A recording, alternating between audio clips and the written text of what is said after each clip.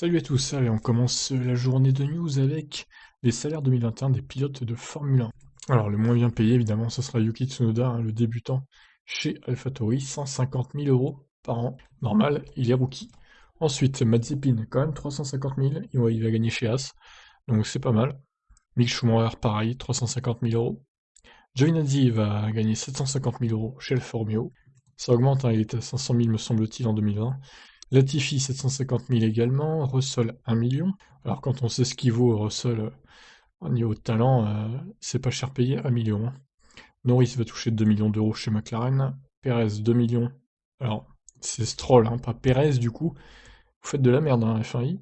Pierre Gasly va toucher 2 millions et demi chez AlphaTauri, le vainqueur de Monza. Ocon va toucher 3 millions d'euros chez Alpine. Kimi 4 millions chez Alpha, donc 5 fois plus que son équipier Giovinazzi. Ensuite, on a Perez, voilà, Perez chez Red Bull, donc va toucher 5 millions d'euros, ce qui est pas mal.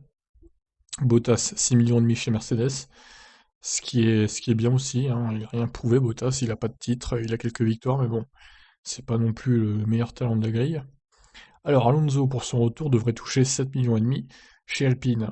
Alors on est loin de ses salaires chez Ferrari, même chez McLaren, hein, après son ère Ferrari.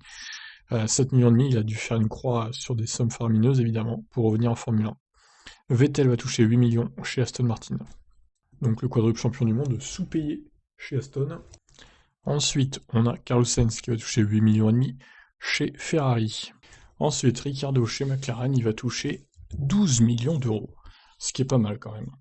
10 millions plus que Norris. Bon, faut dire que Ricciardo, il a un CV mieux que Norris, même si Norris, évidemment, il a moins d'années en Formule 1 que lui.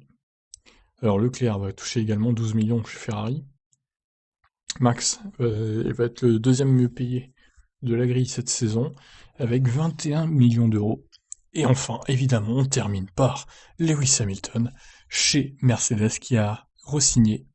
Il va toucher 46 millions d'euros pour cette saison 2021, qui sera peut-être sa dernière en Formule 1. On verra à l'issue du championnat donc de cette saison 2021. Je vous laisse réagir. Ciao ciao.